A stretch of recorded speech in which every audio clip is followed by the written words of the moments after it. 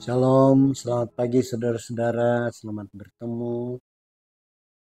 Sebelum kita melanjutkan lagi kegiatan kita di hari ini, saya mengajak kita semua untuk membaca firman Tuhan. Dan sebelum membaca firman Tuhan, mari kita berdoa. Kami mengucap syukur kepadamu ya Tuhan. Karena kami percaya Tuhan memungkinkan lagi kami meneruskan tanggung jawab kami, aktivitas kami di hari ini.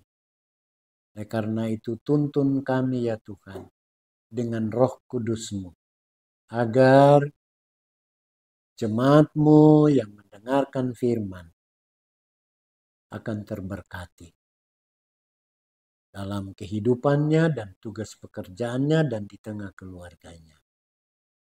Terima kasih Tuhan, inilah doa kami di dalam nama Tuhan Yesus. Haleluya. Amin. Saudara-saudara, kita akan membaca lagi Keluaran 18 ayat 8. Demikian firman Tuhan.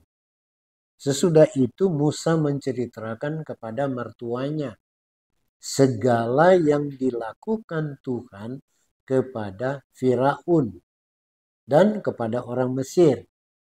Karena Israel dan segala kesusahan yang mereka alami di jalan dan bagaimana Tuhan menyelamatkan mereka. Tema kita hari ini dari pembacaan Keluaran 18 ayat 8 bercerita tentang karya Tuhan. Saudara-saudara yang dikasihi dan diberkati Tuhan. Cerita adalah sesuatu yang penting dalam kehidupan orang percaya.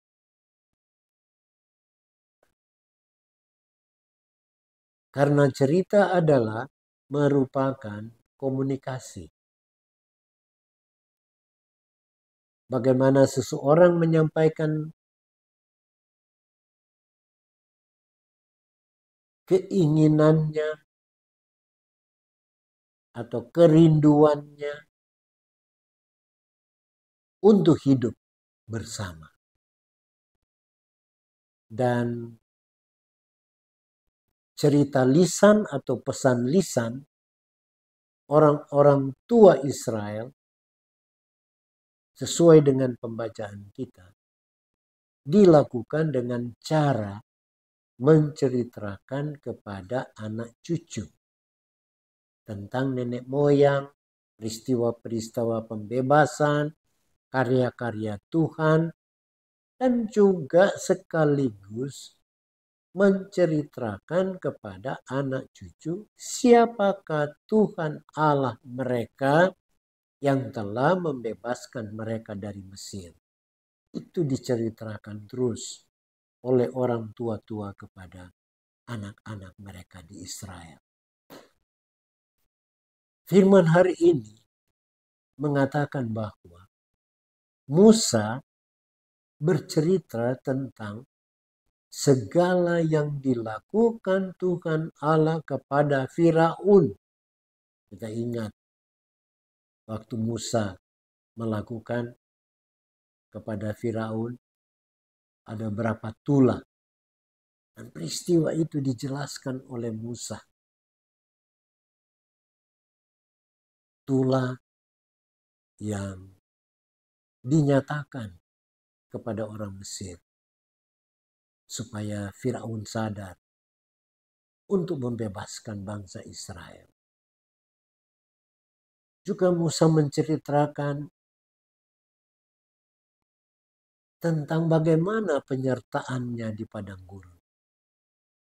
Tentang bagaimana orang Israel melewati padang gurun. Musa menceritakan keajaiban, kedahsyatan, kebesaran, kemahakuasaan, dan keagungan serta kemuliaan Tuhan Allah Israel. Nah, saudara-saudara yang dikasihi Tuhan, bagaimana kita belajar dari firman Tuhan ini? Hidup kita di zaman sekarang tentu sangat berbeda dengan kehidupan di zaman dulu, di zaman Alkitab, yang hanya menceritakan dari mulut ke mulut. Kita sekarang ini sudah berbeda. Kita sering mendengar cerita lewat alat-alat yang canggih.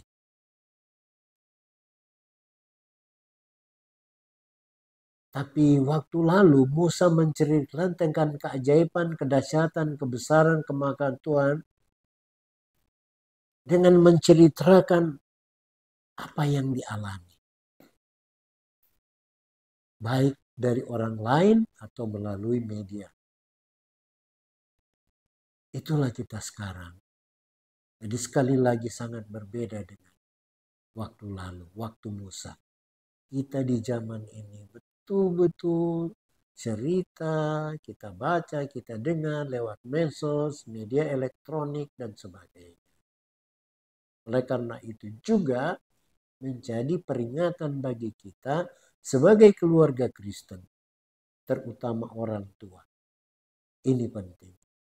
Wajib mengajarkan kepada anak-anak cerita tentang karya Tuhan Allah dalam Alkitab. Bukan cerita-cerita lainnya. Tapi memang ini berat. Tidak mudah, saudara-saudara. Ini harus dimulai secara dini. Orang tua, suami, istri sudah harus komitmen.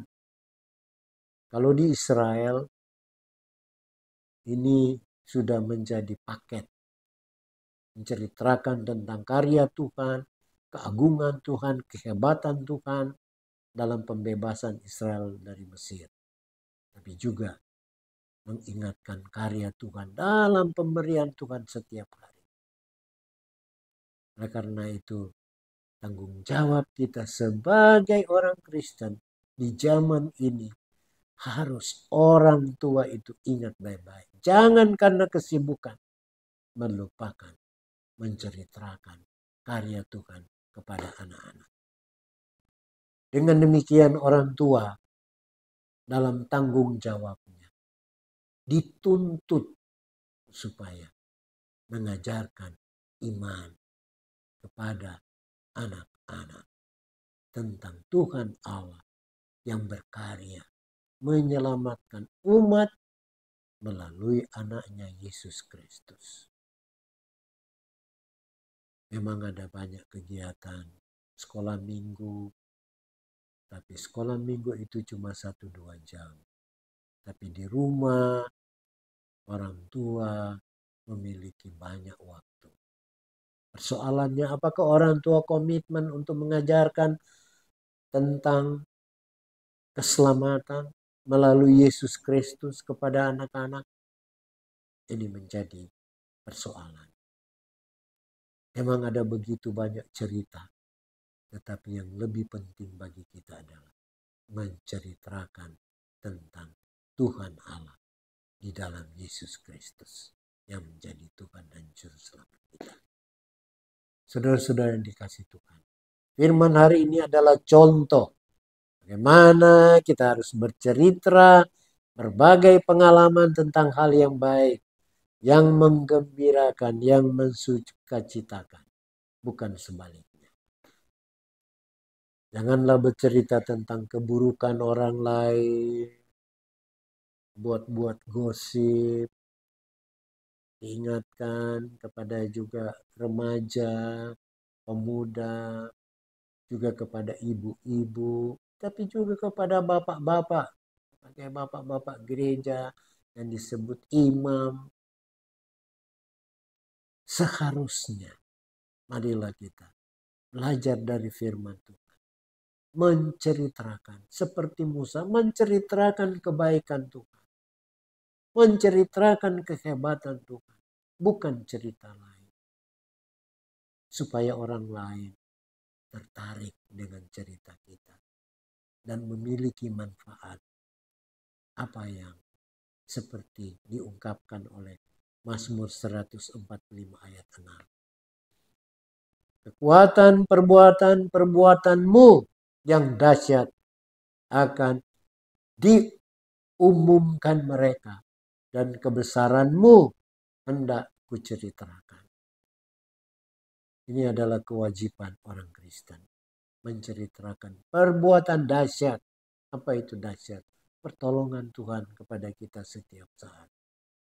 Dari sakit kita ada kesembuhan, dari pergumulan kita lewati, dari persoalan kita lewati, sehingga ada sukacita dan kehidupan dalam keluarga. Dahsyat dan kebesaran Tuhan Allah. Itulah yang harus kita ceritakan. Bercerita memang butuh keterampilan agar menarik, didengar orang lain, sehingga mereka percaya pada pesan yang disampaikan. Saudara-saudara, anak-anak sekarang sebenarnya membutuhkan cerita-cerita Alkitab sebelum mereka tidur. Orang tua sebenarnya harus siap. Cerita yang berguna bagi anak-anak. Tapi memang ini tidak mudah. Tapi kita diingatkan, kalau boleh, ibu-ibu muda, bapak-bapak muda, tolonglah, buatlah cerita Alkitab untuk anak-anak sebelum mereka tidur. Ada kesempatan yang baik supaya mereka betul-betul tahu hidup kita sebagai orang Kristen memiliki keyakinan bahwa Tuhan Yesus adalah sumber satu-satunya kehidupan yang diceritakan.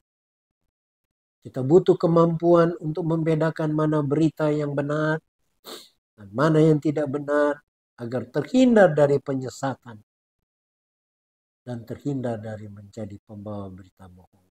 Ingat baik-baik, ibu-ibu, kalau ada waktu yang jenuh, jeda maksudnya,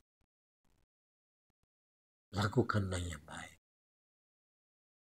Jangan bergosip. Jangan medsos, lihat medsos, cerita medsos. Lalu orang yang tahu, orang sambung ke orang lain. Akhirnya, arti kehidupan kita sebagai orang percaya yang menurut firman harus menceritakan yang baik, kita menjadi orang-orang yang bercerita yang tidak baik kepada sesama kita. Tuhan Yesus memberkati. Shalom. Amin. Berdoa. Kasih sayang-Mu ya Tuhan teruslah kami alami dalam hidup ini. Karena itu, terima kasih untuk firman-Mu.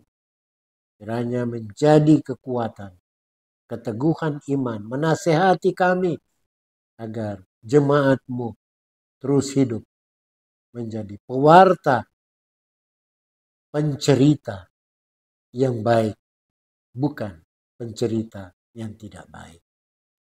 Tapi juga diingatkan supaya orang tua harus ambil bagian untuk menceritakan tentang kedahsyatan Tuhan, kemahakuasaan Tuhan melalui anak-Mu, Tuhan kami, Yesus Kristus. Terima kasih Tuhan, terpujilah Engkau. Haleluya. Amin.